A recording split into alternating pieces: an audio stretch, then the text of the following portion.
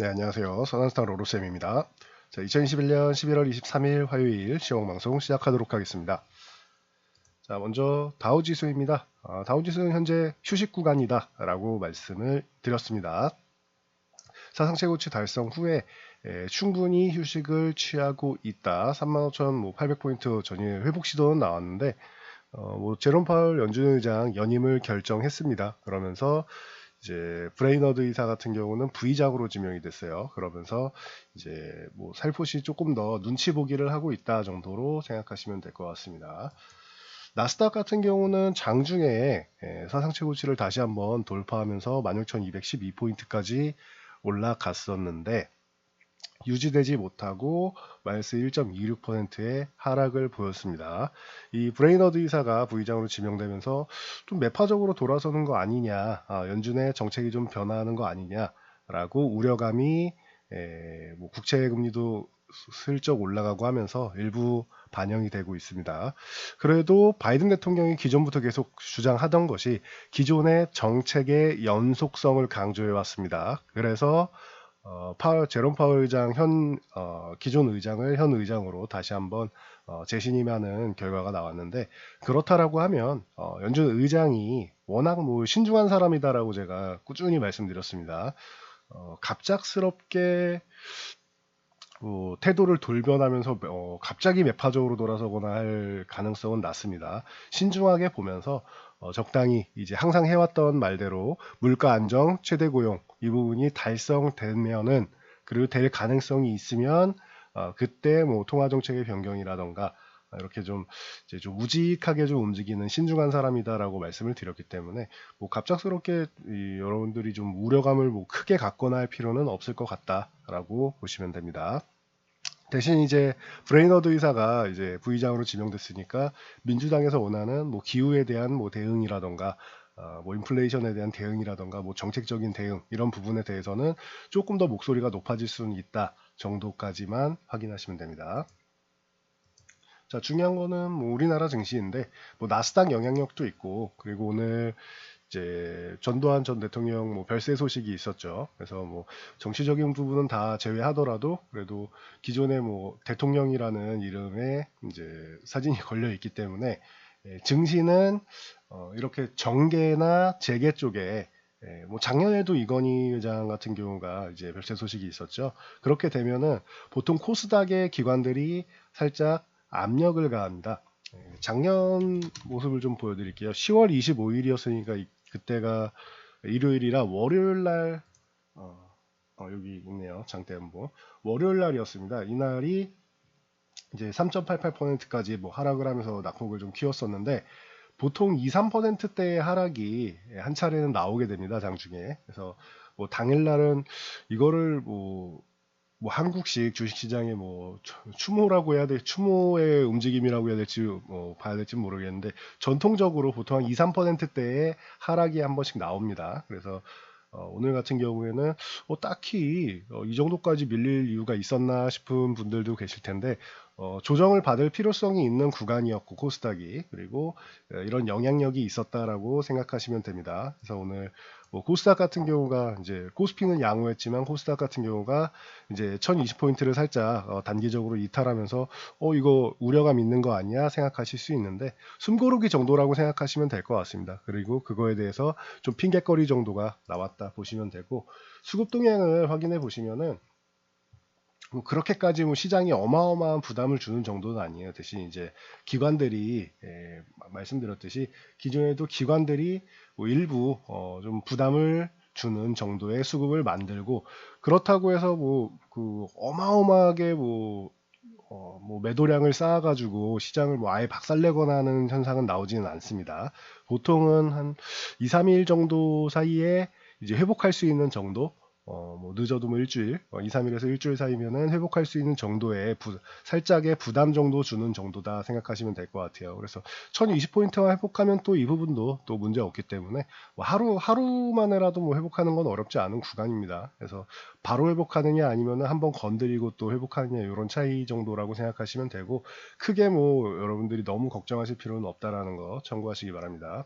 그리고 장중에 저희 회원분들께는 이 선물 이 4,200계약 정도 지금 현재 마무리가 됐는데 장중에 한 6,000계약 정도까지 매도 우위가 나와서 6,000계약 넘어가는 거는 솔직히 좀 기분은 좀 별로다. 한 10,000계약 정도 매수 들어온 후에 한 4,000계약 정도 환매 나와서 매도가 쌓이는 거는 괜찮다. 그 정도는 오케이다. 앞으로 뭐 코스피도 이제 살아나야 되는데 선물 매수를 이제 대량 청산하는 거는 좀 기분이 썩 좋은 현상은 아니다. 4,000계약 정도까지만 줄어도 괜찮다 말씀드렸는데 4,000계약까지는 줄어들었네요. 그래서 오늘 뭐 외국인이 뭐 크게 뭐 매도한 건 없고 오히려 외국인은 매수를 했죠. 그리고 선물만 살짝 조절을 하고 옵션 동향 같은 경우는 양매도를 해서 이제 살짝 가둬놨다 정도로 생각하시면 될 것 같습니다. 그래서 오늘은 코스닥 중심으로 이제 뭐좀그 정계에 이제 그 벨세 소식이 하나 있어서 코스닥 중심으로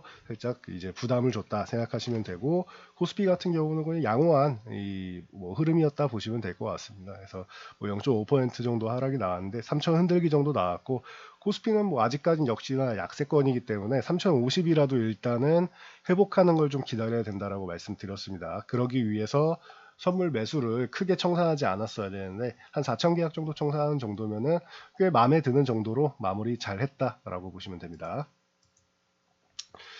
자, 뭐 삼성전자 같은 경우는 지금 뭐 테일러 씨가 뭐 거의 확정적이다라고 뭐 얘기가 되면서 이제 이재용 부회장이 뭐 첫날 모더나 그리고 이제 버라이즌 그리고 마이크로소프트 뭐 아마존 구글 CEO까지도 이제 만나면서 뭐 파운드리 동맹을 좀 구축하겠다라고 하고 있죠. 그래서 공장만 짓는 게 아니라 공장을 지으면은 이제 든든한 우군이 있어야겠죠. 그 해당 공장에 이제 고객이 있어야 되기 때문에 실리콘밸리를 한 바퀴 쓱 돌면서 이제 뭐 우군을 좀 확보하러 나섰다 정도로 보시면 될 것 같아요. 어떻게 보면 TSMC랑 애플이 워낙 뭐 굳건하기 때문에 반 애플 동맹 정도로도 볼 수 있을 것 같습니다.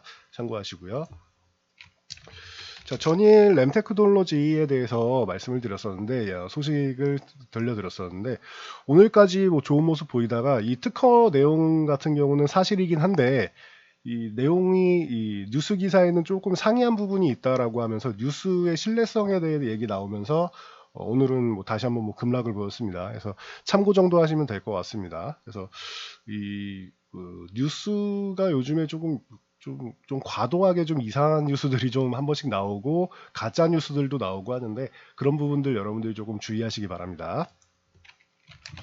자, 현대이포조선 같은 경우는 LNG 추진 컨테이너선 이제 열척을 수주했다라고 유럽선사 쪽을 통해서 이제 얘기가 나왔습니다. 그래서 7천억 중반 정도의 뭐 대규모 계약으로 그 수주 잔량이 계속 늘어나고 있어서 조선주들 내년 정도에는 아직까지는 이제 뭐 적자 기업들이 많은데 이제 흑자 전환으로 해서 좀 좋아질 수 있는 거 아니냐. 내년 업황부터는 좋아진다라고 지금 뭐 기대감을 좀 많이 모으고 있으니까 참고 정도 하시면 될 것 같습니다.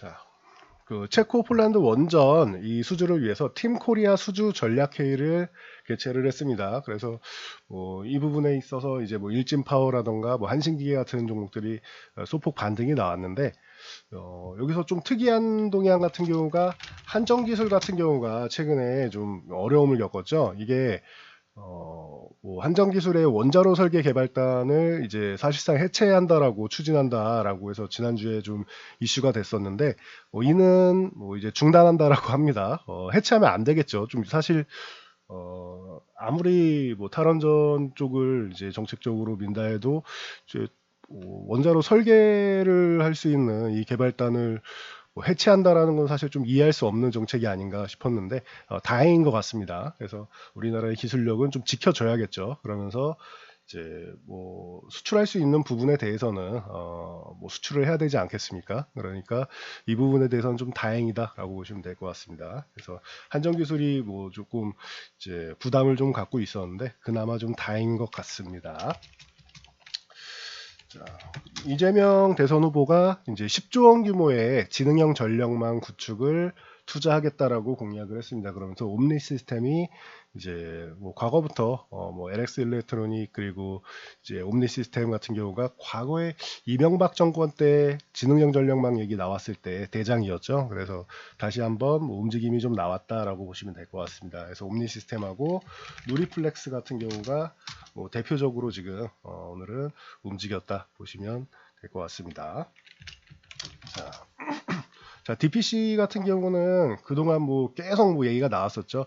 그랩 상장, 미국 나스닥 상장하는 게 드디어 임박했다라고 하면서 올라오기 시작하고 있습니다. 17,500원 구간을 돌파해야 이제 2만 원대를 다시 한번 노려볼 수 있겠죠. 그래서 DPC 같은 경우는 뭐 여러 가지 이슈들도 잘 만들고 그리고 자회사 스틱 인베스트먼트 합병 부분도 그동안 말씀드려 왔었는데 드디어 이제 수면 위로 떠오르고 있기 때문에 뭐 당분간은 좀 이런 몇몇 이슈들로 해서 좀 움직임이 나올 수도 있는 종목이다라는 거 참고하시기 바랍니다.